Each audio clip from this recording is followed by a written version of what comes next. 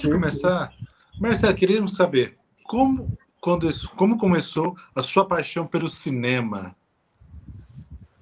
Digamos, minha paixão pelo cinema foi uma paixão que eu posso dizer que ela, de certa maneira, foi tardia. Porque eu não posso dizer que eu sou daquelas crianças que o pai e a mãe diziam para ver os clássicos. Meus pais simplesmente têm uma relação muito esporádica com o cinema. E eu na adolescência não tinha videocassete em casa, eu fui ter videocassete, acho que eu tinha uns 16, 17 anos.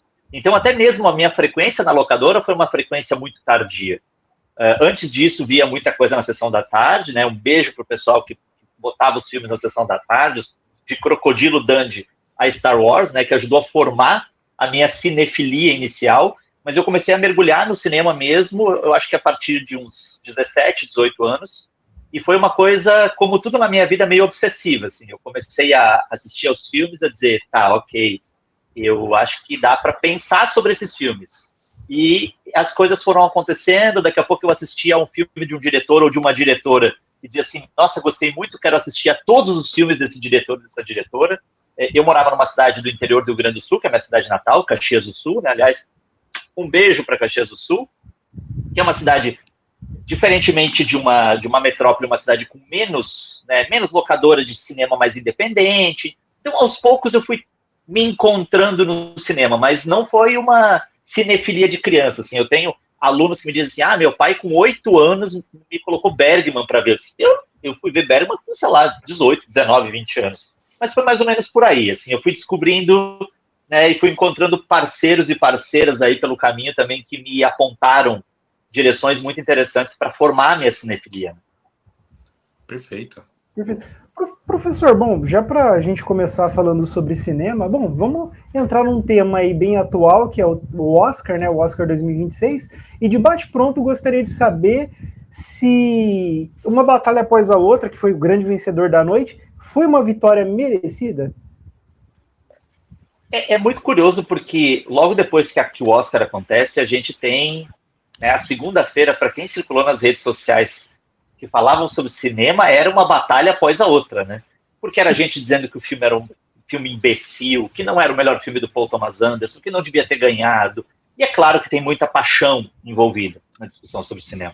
Mas eu acho que Uma Batalha Após a Outra é um filme que mereceu ganhar, embora merecimento seja muito subjetivo também, porque a gente pensa, é quase que injusto tu comparar filmes tão diferentes, com orçamentos tão diferentes, né? Vale lembrar que o nosso Agente Secreto, dos 10 indicados ao melhor filme, era o mais barato de todos os filmes, né? Era o que custou menos.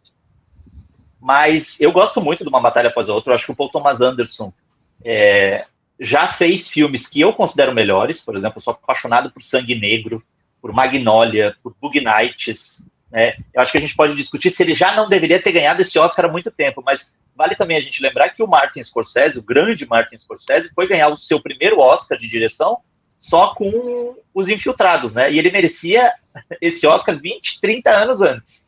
Mas eu acho que foi muito merecido, sim. Era um dos filmes que eu mais gostava desses 10, junto com o próprio Agente Secreto, com Pecadores. Então, assim, eu acho que foi bem merecido, né? Tem uma galera que não gostou, que vai espernear, dizer que o filme não tem nada com nada, mas eu acho bem interessante. E nessa linha também, eu vi muitas pessoas criticando a premiação do Michael B. Jordan como o melhor ator. E criticando porque achando que ele não fez não foi tudo isso para ganhar o Oscar em comparação aos outros. O senhor também tem a mesma visão? E eu já vi outro também falando muito bem dele. Então, eu queria ver de um especialista. Qual que é a sua opinião? Primeiro que o Michael B. Jordan fez o que talvez eu faria se ganhasse um Oscar. Ele foi para um podrão comer um hambúrguer no meio do nada. Cheio de... Verdade. Cheio de fãs assim, dizendo o que está acontecendo é o Michael B. Jordan e um Oscar no meio de um podrão na madrugada.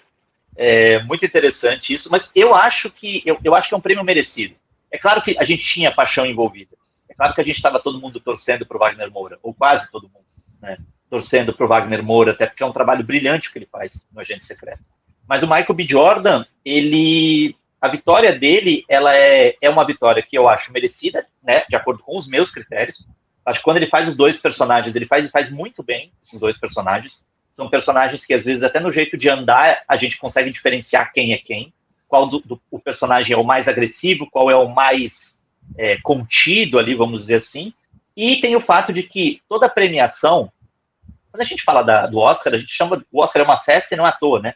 Ele é uma festa, ele basicamente é uma festa. É claro que ele vai ter uma influência simbólica muito grande, é claro que a gente vai ficar semanas discutindo se o Oscar foi justo. E aí eu queria até convidar os nossos espectadores e ouvintes a pensar o seguinte: qual foi a última vez que a gente pensou assim, o Oscar foi plenamente justo?